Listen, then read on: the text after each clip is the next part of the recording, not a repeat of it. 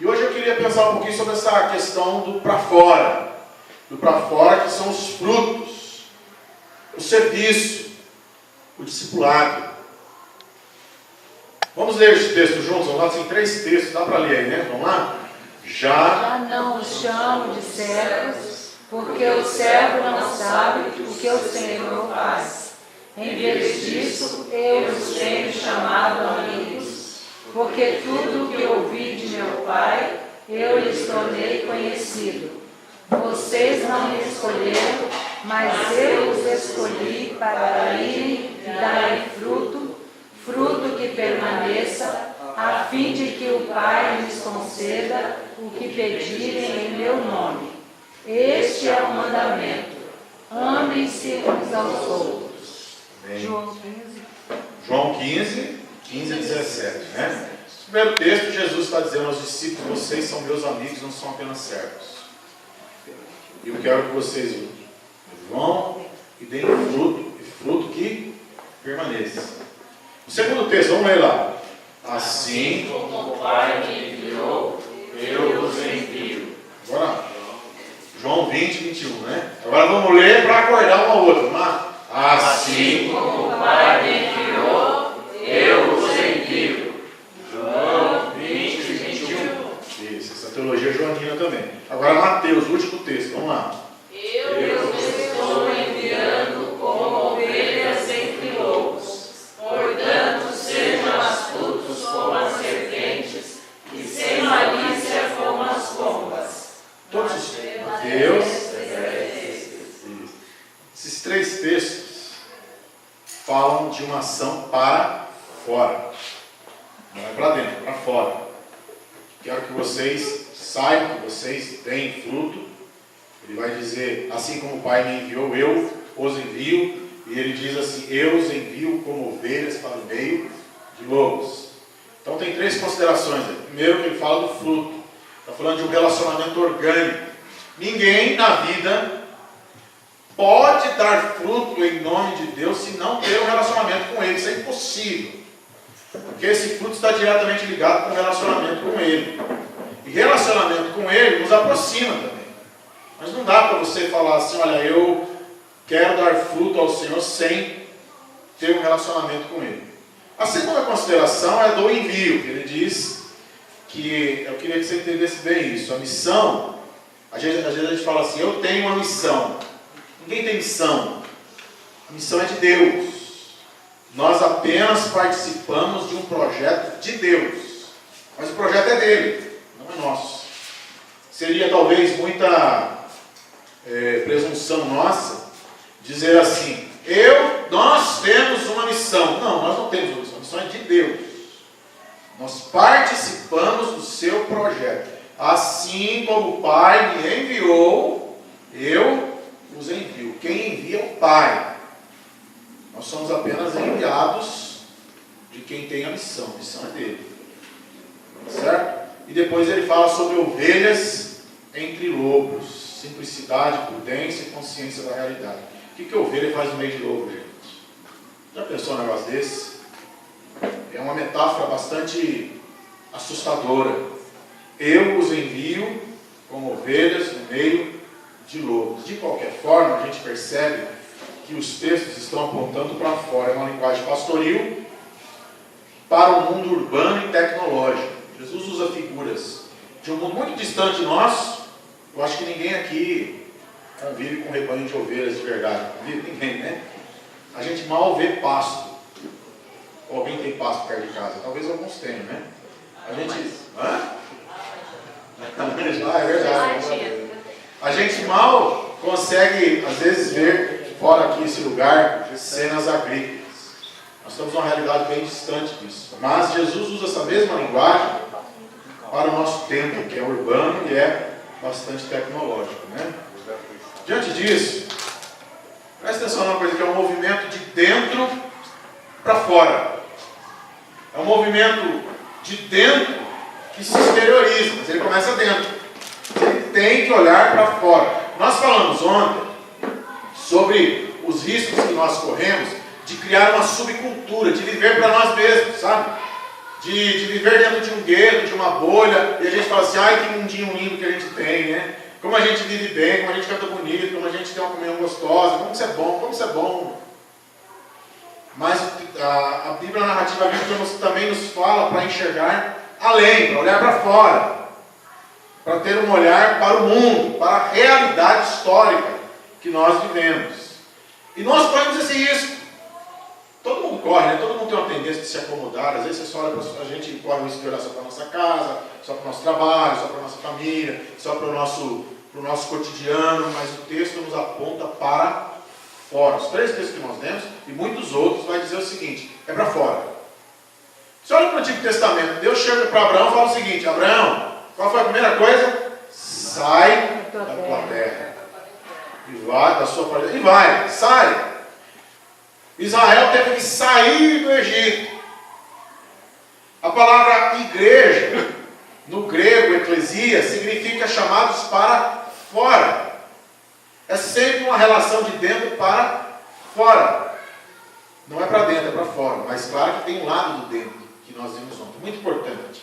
Tem que ter raiz, tem que ter saúde, mas tem que olhar para fora. E há também, deixa eu dizer uma coisa para você, uma pessoa só pode oferecer aquilo que tem. Ninguém tem condições de oferecer o que não tem. Ninguém. Aliás, Deus nunca pediu para nós alguma coisa que nós não tenhamos. Sempre que a gente tem que oferecer alguma coisa, a gente oferece o que tem. Agora, para que servem os frutos de uma árvore, gente? Para que servem frutos de uma árvore? Você já viu uma árvore produzir fruto e dizer o seguinte, ninguém toca aqui. E você vai pegar o fruto, de repente dar um chilique na árvore, e ela diz, para lá, isso aqui é meu. A árvore não faz isso. Os frutos servem para quê? Para alimentar pássaros. O que mais? Pessoas, animais, e para reproduzir para outras árvores. A semente da árvore é para produzir outras árvores. Nesse caso, uma macieira produz o quê? Uma macieira produz outra macieira. Mas também maçã. Os frutos nunca são para si mesmos, gente. É sempre para os outros. Nada é para nós nesse mundo.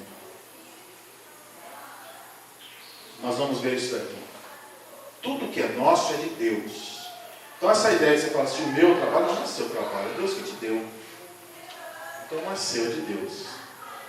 Os meus filhos são seus filhos, são Deus presenteou com seus filhos, mas seus filhos são seus, é de Deus. A minha igreja, a igreja é de Deus. Tudo é dele.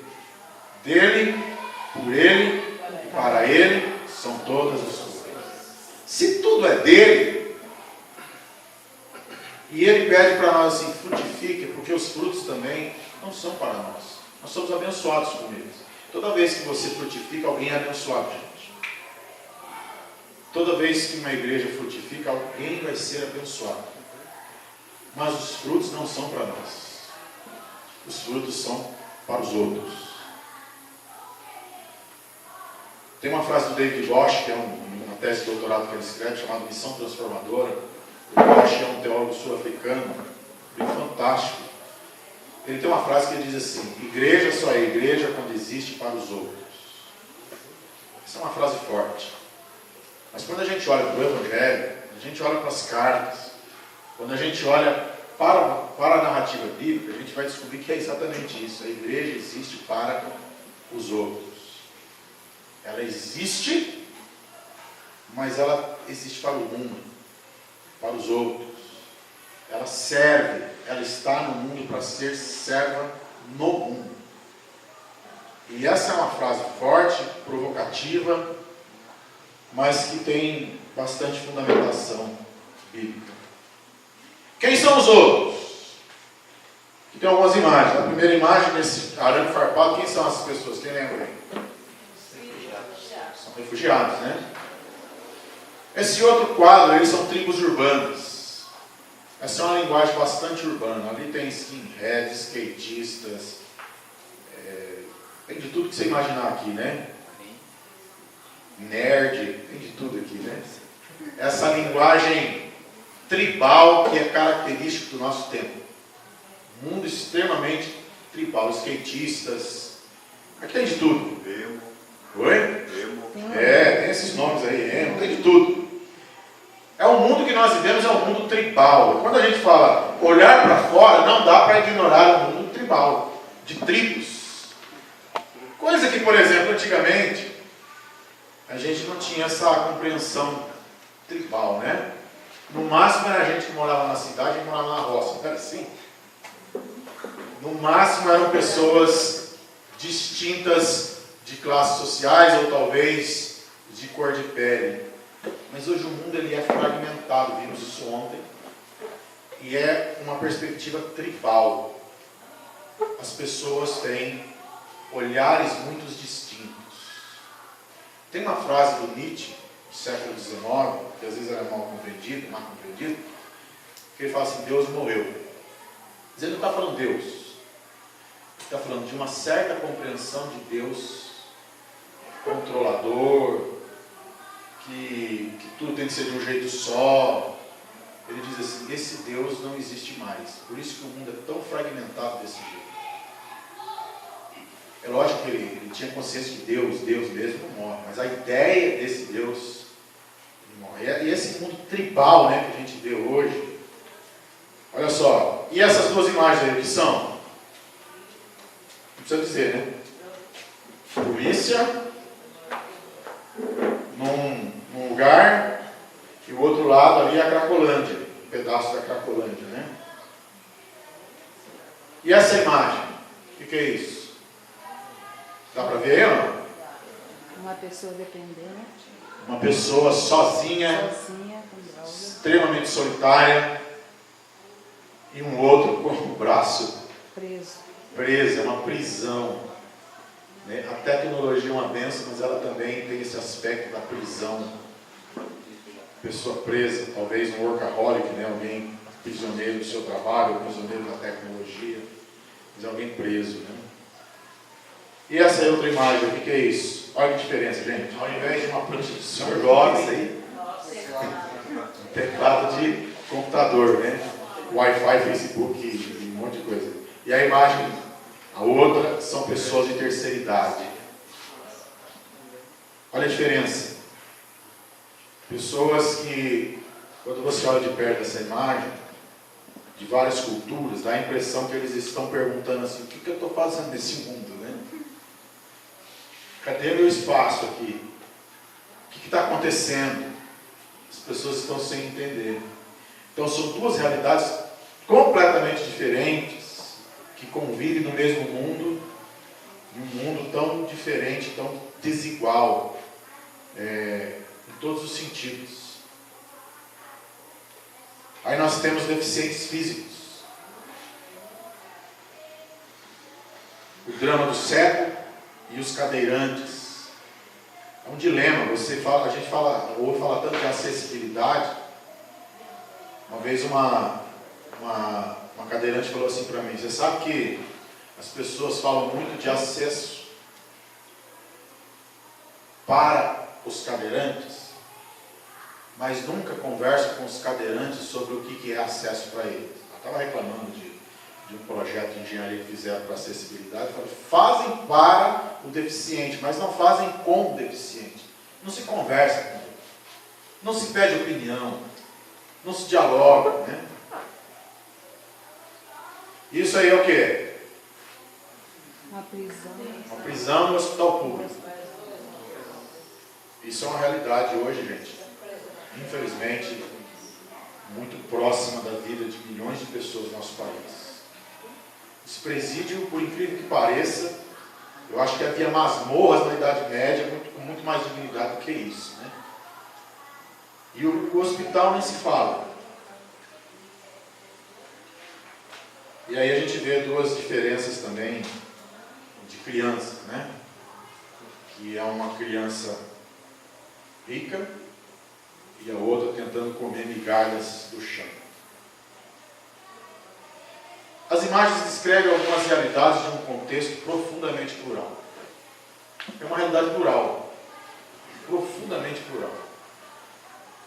Afinal de contas, quem é o outro? Eu queria que você perguntasse isso para você mesmo. Quem é o outro? É um sujeito histórico que vive seu tempo a seu modo, que é vítima e é vitimador também. Tem gente que é vítima, mas tem gente que vitimiza. Tem gente que sofre, mas tem gente que faz sofrer. Mas o outro é um sujeito histórico, é uma pessoa, não é um número. Você sabe que para a sociedade nós somos um número, né? Nós somos um CPF, uma conta bancária, um título de eleitor. Nós somos isso. Às vezes você conversa com hoje eu conversei com 2 pessoas aí que me falaram isso. Eu saí do meu trabalho, então ali falou de um livro sobre isso, hoje eu conversei com uma pessoa sobre isso. Eu saí do meu trabalho, não deu nem tempo de eu despedir das pessoas direito, porque eu me aposentei, já tinha outro no meu lugar. E a gente percebe o quê? O quão descartável nós somos numa sociedade de consumo. Quem nós somos? E aí a gente tem que saber quem é o outro numa sociedade de consumo. Será que ele é sujeito? Ou ele é um número? Ou ela é um número? Quem é o outro? Quem é a outra? Não há, nesse mundo de hoje, por exemplo, não há aceitação de dogmas. O que é isso? De afirmações que você fica discutindo, querendo afirmar, colocar a goela abaixo, a sua convicção, aquilo que você acredita. As pessoas têm dificuldade de aceitar isso. Não aceitam um discurso unilateral. É engraçado que quando você não enxerga o outro,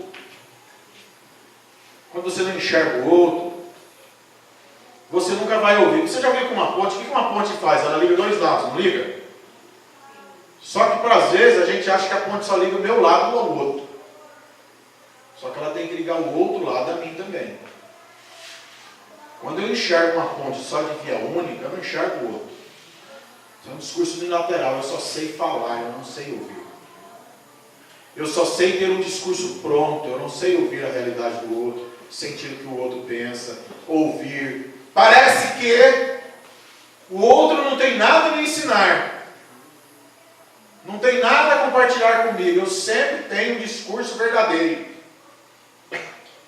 Mas se eu não olho o outro, como diz a Ana Alzira, isso não é evangelização, isso é colonização.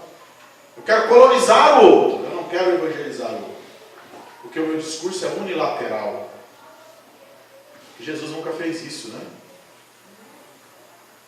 Conectado com o mundo, né? As pessoas são conectadas com o mundo. E olha só que contraste também. É um mundo individualizado. Ele é público, mas é privado. Você já viu lá no Facebook? É interessante, às vezes eu fico observando isso. A pessoa expõe a vida dela inteirinha, né? Aí alguém faz um comentário embaixo, ela responde assim: ninguém tem nada a ver com a minha vida. Não é assim? A pessoa se expõe publicamente, mas é assim. É uma crise entre o que é público e o que é privado, né? As pessoas não sabem diferenciar uma coisa da outra. E também é um mundo, gente, presta atenção nisso. É um mundo profundamente angustiado, cheio de angústia, de busca de sentido, embora sempre pregue uma negação, achando que não precisa.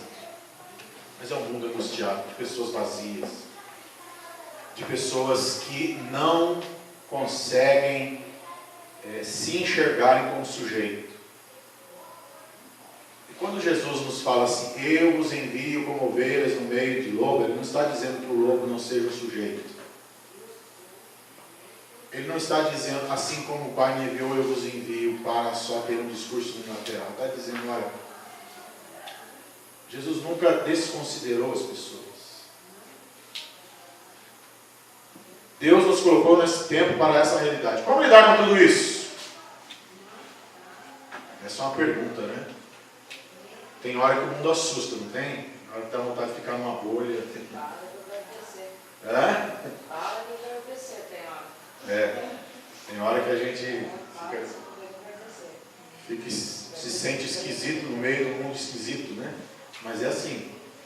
E como Jesus lidava com a sua realidade? Como é que Jesus lidava com o seu mundo, com a sua época? Que também tinha os seus dilemas. Primeiro, ele sempre tratava o outro como pessoa. não como um número, não como uma alma, mas como pessoa. Às vezes a gente vê alguns programas de televisão, né? De comunidades, de pastores, todos envaidecidos, porque lá tem milhares de pessoas. E às vezes eu fico perguntando assim, será que essas pessoas, isso é bom e não necessariamente também, não estou aqui fazendo juízo de valor, eu estou só pensando assim, será que essas pessoas sabem o nome umas das outras? Será que essas pessoas já choraram juntas? Será que quem é o outro? Se eles conseguirem isso, amém, é uma bênção. Mas eu fico pensando, preocupado, se aquelas pessoas não são apenas números, uma estatística. Jesus nunca tratou ninguém como número, mas como gente, pessoa.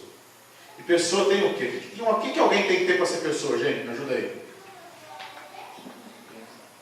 Hã? O que você tem que ser como pessoa? Por que você é pessoa? O que você tem que te caracterizar como pessoa? Vamos lá. Hã? Você tem o quê? Você pensa ou não pensa? Tem alguns que dormem. Você pensa, você sente, você tem medo? Claro que tem, né? Você tem ansiedade? Você sabia que o homem, o ser humano, diz o Roberto, é o único ser capaz de produzir símbolos, né? O animal não.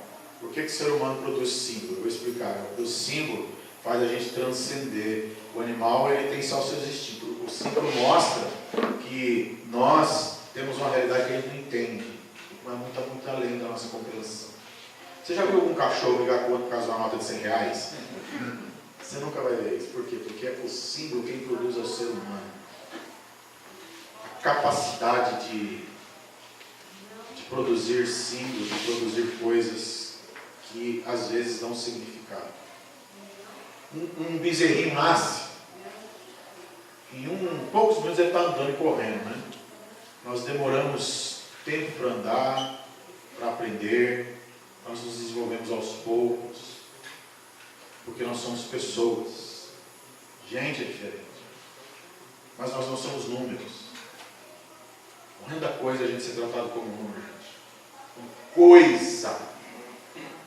Pior do que número é coisa, né? Isso é uma coisa.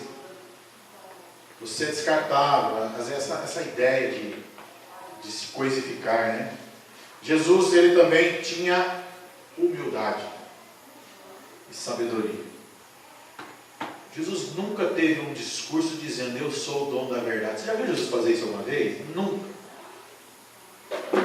Ele nunca ficou brincando com alguém para provar uma verdade. Ele simplesmente dizia, caminhava, mas ele tinha humildade, né? Ter coerência, viver o Evangelho e amar a comunidade. Gente, presta atenção numa coisa aqui. O mundo não aguenta mais, a sociedade que eu digo, não vai fazer diferença nenhuma para o mundo apenas ter um discurso religioso. Infelizmente a gente precisa, dentro das nossas limitações, debaixo da graça do Senhor, porque ninguém é perfeito, viver o Evangelho. O Evangelho nos mostra que nós somos pecadores, imperfeitos, mas transformados pela graça bendita de Jesus. Ele olha para mim, olha para você, e diz, é verdade, você não tem nada que me convença de alguma coisa. Conforme diz Isaías, né? Todos os nossos atos de justiça são como trapo da imundícia.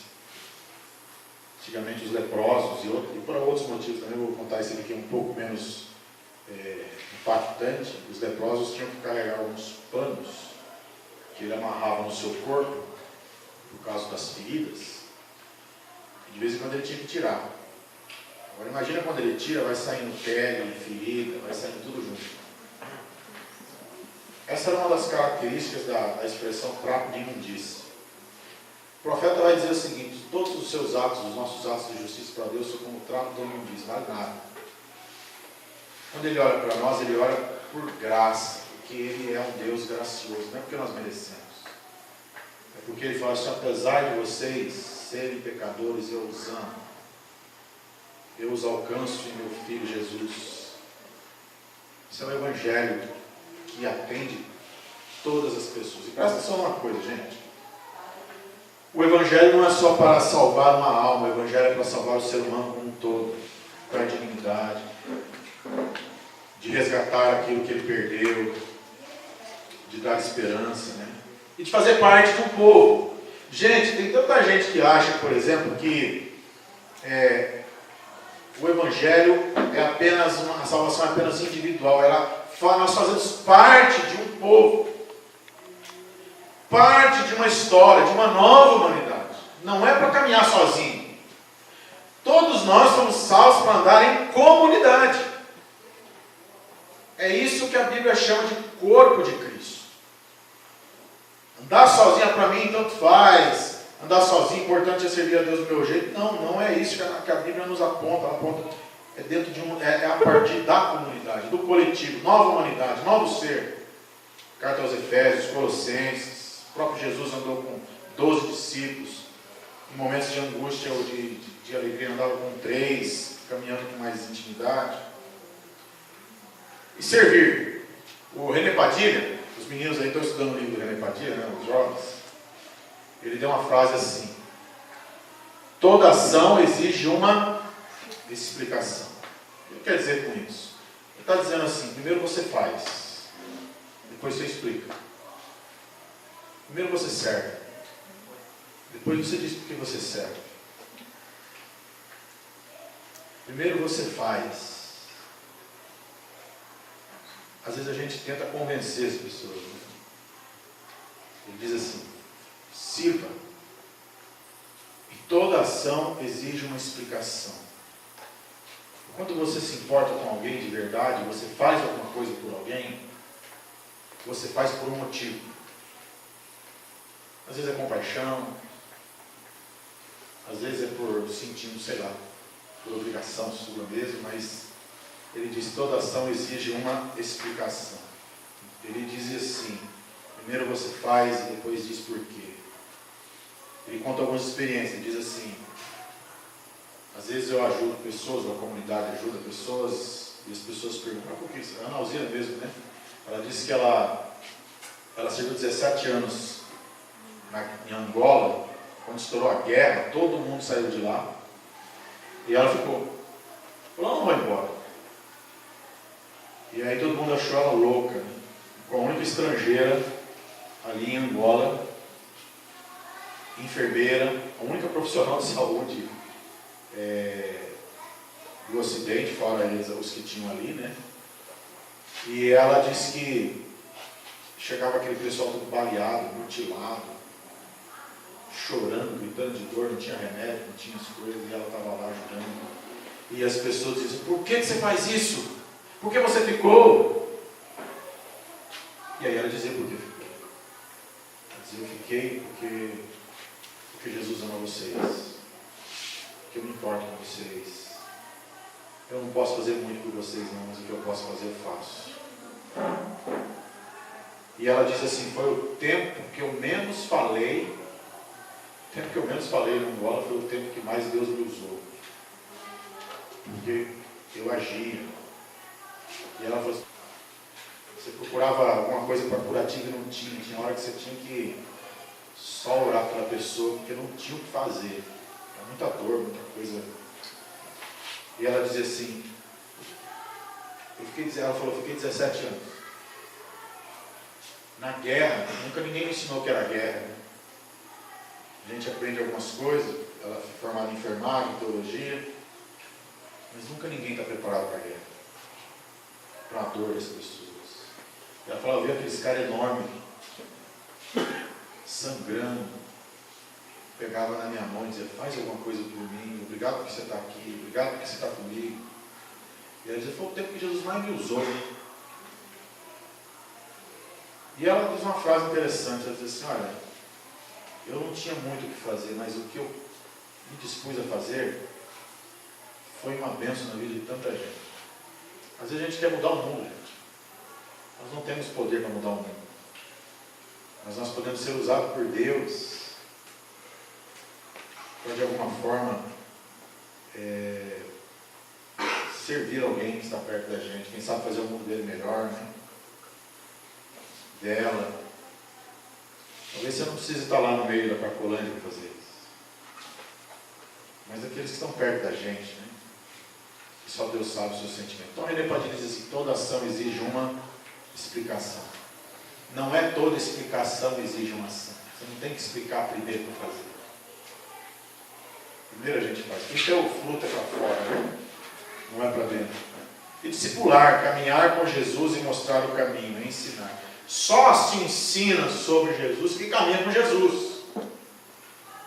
Não tem como você ensinar sobre se não caminhar com. É algo óbvio, né? Só se ensina sobre se caminha com. Na caminhada com Cristo, eu ensino sobre. E ter conteúdo que nós falamos ontem, ter raiz, né? E o último aqui é assim, gente: depender de Deus. O poder é do Espírito. Eu acho que a gente vai amadurecendo na vida, e a maturidade tem algumas coisas boas, né? E dentre essas coisas é a plena convicção de que a gente precisa depender de Deus. Uma das coisas mais maravilhosas que a maturidade na fé nos faz é ter a plena certeza que a gente depende de Deus. A gente não depende das garantias da vida. A gente não depende das situações favoráveis. Elas são boas, mas a gente depende de Deus. Isso é bom e é ruim, né? É bom porque nos traz alívio. É ruim porque nos tira o alívio. É bom porque nos dá paz. É ruim porque nos deixa aflitos. É bom porque nos coloca no nosso lugar. É ruim porque a gente não gosta de ficar no nosso lugar. A gente gosta de ter controle das situações. A gente gosta de que tudo seja como a gente planeja. Dizia o John Lennon, né? A vida é aquilo que acontece enquanto planejamos, né? Você planeja, mas a vida vai acontecendo enquanto você planeja. Você pensa em chegar lá no fim, mas a vida é aquilo que vai acontecendo enquanto o fim não chega. Parece que alguém já disse isso uma vez, né? Olhe para o lírio dos campos, né? Alguém já disse isso, né? Mateus capítulo 6. Olhe para os pardais, vocês valem muito mais do que eles. Olha para... Você já viu algum passarinho na fila do mercado com cartão de crédito na mão? Está dizendo, olha, Jesus disse, né? Olhe para os pássaros. Olhe para o lírio do campo. Nem Salomão, em toda a sua grandeza, se vestiu como um deles. Ele fala sobre as preocupações da vida, gente.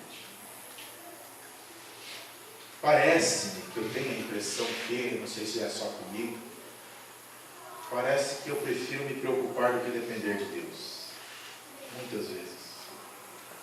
Parece que a gente escolhe isso. É mais fácil. Porque é mais visível. Depender de Deus não é só para aquilo que é nosso, mas para as nossas ações também. Uma igreja, gente, é o Espírito que vai fazer. Não é por força nem por poder, mas pelo meu Espírito, diz o Senhor, né? Conclusão. Puxa, foi rápido, né? Agora você vai dormir aí. Assim como a árvore, é preciso ter raiz. Desenvolver para baixo, alimentar-se e ter conteúdo. Isso gera saúde. Para dentro gera comunhão, firmeza. Nós vimos ontem. Mas também a árvore frutifica. Seus frutos não são para si. Da mesma forma, não podemos viver apenas para nós mesmos. Nada na nossa vida, gente, Você sabia que nem mesmo quando a gente morre, né? É duro saber disso, né? Nem o nosso corpo é para nós, né? Os vermes vão comer. Nem isso é nosso, né? Nada é nosso.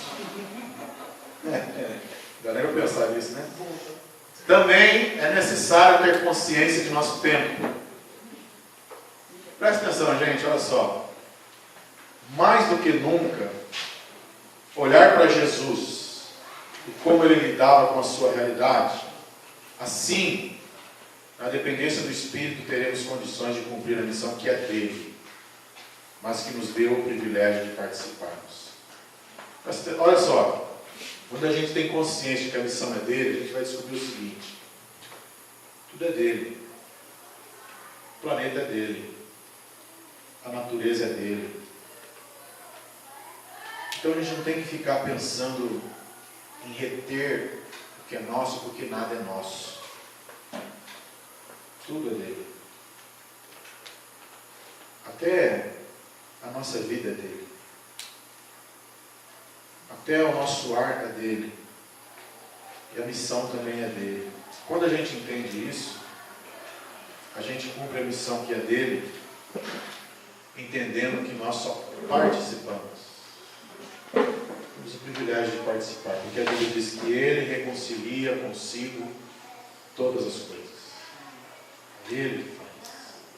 Assim como ele fez na sua vida. Eu me lembro de quando eu tinha 19 anos de idade, eu mudei para a cidade onde eu morava, em Santa Fé do Sul. Eu morava em Campinas com a minha família, por conta de algumas questões da família. Os pais resolveram voltar para a cidade pequena, Santa Fé. Foi na época de carnaval. E eu cheguei lá, eu não tinha nenhum contato com a igreja, nada. Cidade pequena, eu falei, puxa, a primeira coisa que eu vou procurar é um lugar para curtir, né? Eu não conhecia ninguém. Aí uma prima minha falou, nós vamos ter eu nem sabia falar, um acampamento. Eu fiquei pensando, puxa, isso é legal esse negócio. E nós fomos. E quando eu cheguei lá, eu falei, meu Deus, esse acampamento é de crente, né? O que eu estou fazendo aqui? E era um lugar longe, não dava para voltar, tinha que pegar carona, não conhecia ninguém. Eu falei, ai meu Deus, eu fiquei com o bico desse tamanho, né? Fiquei isolado ali, só tinha eu e um outro rapaz que também não era, mas o cara estava com a namorada, tinha companhia, eu lá, né? Aí aquelas músicas diferentes, aquele negócio, aquele clima, o pessoal ali, eu fiquei observando aqui, esse negócio não tem graça, né? Aquela coisa, mas aí eu fui prestando atenção, e as pessoas se aproximavam para conversar, e eu falei, eu tenho que fingir que eu sou crente aqui, preciso passar um livro. Mas aí o pessoal percebeu também, e algumas pessoas oravam comigo, e aquilo foi plantando no coração. Né? Aí mesmo assim, eu falei, se eu arrumar a carona, eu vou embora. Né? E no último dia, acho que era uma segunda-feira, eu arrumei uma carona. Hoje, né? Hoje eu vou chegar, eu vou beber, eu vou fazer a festa, né? Chegar em casa, né? Cheguei em casa, aí eu encontrei umas pessoas lá, vamos lá, não sei aonde, lá no carnaval de salão, e eu cheguei lá, e aquelas músicas, aquele barulho, né? E eu fui lembrando, gente, não que pareça, eu não consegui ouvir aquelas músicas, eu ouvi as músicas do acampamento, uma coisa tão interessante. Aquele negócio no meu ouvido, eu falei, eu estou ficando louco, né? Eu estou ficando doido. E foi me dando uma vontade de chorar. E uma voz bem no fundo do coração, né? Não é uma voz, não é um sentimento, né? Dizendo mais ou menos assim, não é isso que eu quero para a sua vida. Mas não é um sentimento de cobrança, é um sentimento de amor, que é pior ainda, né? A gente me sentia ali um negócio muito inexplicável. Aí eu fui embora para casa. Eu pedi licença aos amigos e fui embora, as pessoas lá, né? Fui embora. E eu falei, Deus, eu não sei o que é isso, não sei explicar, não entendo nada. Mas se o Senhor quer mostrar uma coisa, o Senhor mostra. Aí depois as coisas foram acontecendo. Mas é o Espírito que faz, irmãos. É Deus. Eu estou dizendo isso porque às vezes a gente quer que as coisas aconteçam do nosso jeito. Nós apenas participamos da missão que é de Deus. Quem transforma o coração de uma pessoa ainda é e sempre será o Espírito Santo de Deus, né? Por isso que uma árvore tem que dar fruto. Por isso que é tão importante você se dispor a frutificar. Deus te capacita para alguma coisa. Tenho certeza que todo mundo aqui pode dar muito fruto na vida de alguém. Ninguém é inútil. Ninguém é incapaz do reino de Deus. Ninguém. Ninguém. Sabe aquelas crianças brincando no trem, né? Crianças brincando de trenzinho. E um falava, eu sou a locomotiva. Eu sou o vagão. Eu sou o maquinista. Aí tinha um menorzinho pequenininho lá atrás, todo feliz, né? E você, o que é a sua fumacinha? Ninguém é inútil, né? Nessa trajetória, todo mundo tem alguma coisa de Deus. Se você tem algo de Deus na sua vida, você pode frutificar sim. Agora, é muito importante que a gente olhe para a realidade do nosso tempo. Uma árvore cresce para baixo, tem que ter raiz. Cresce para dentro, tem que ter saúde. Mas também tem que crescer para fora. Se crescer, eu digo se desenvolver, frutificar. Termino com a frase de David Bosch. A igreja, ela tem... Deixa eu falar aqui, espera só um pouquinho. Igreja só é igreja quando existe para os outros. Vamos repetir isso aí, vamos lá? Igreja só é igreja quando existe para os outros. Isso. Deus nos fez existir para os outros. Somos dele, para ele, somos dele, por ele, para ele. E ele nos deu a missão que é dele para os outros, né? Que Deus nos ajude em nome de Jesus.